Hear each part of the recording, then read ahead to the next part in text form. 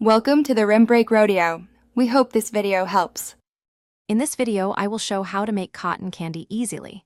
Making this delightful treat at home is simpler than you might think, requiring just a few basic items. We'll walk through the entire process, from setting up your machine to spinning those fluffy, sugary clouds. Get ready to create a carnival favorite right in your own kitchen, bringing smiles to everyone with this sweet, airy confection.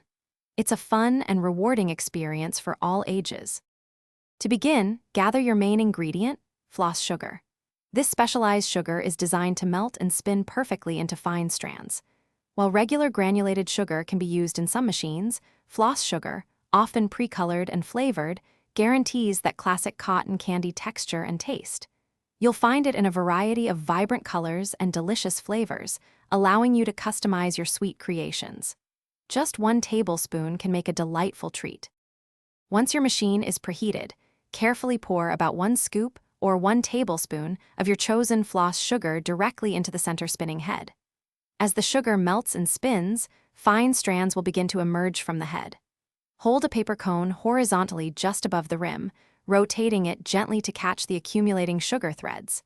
Continue this motion until you have a fluffy, full cone of cotton candy, typically within 1 minute. For the best experience, remember a few key tips. Always clean your machine immediately after use. Warm water and a damp cloth work wonders to remove any sticky residue, ensuring it's ready for next time. Store any unused floss sugar in an airtight container to keep it fresh and prevent clumping.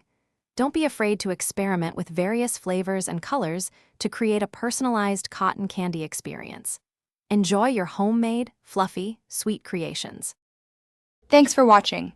Consider subscribing if we helped you.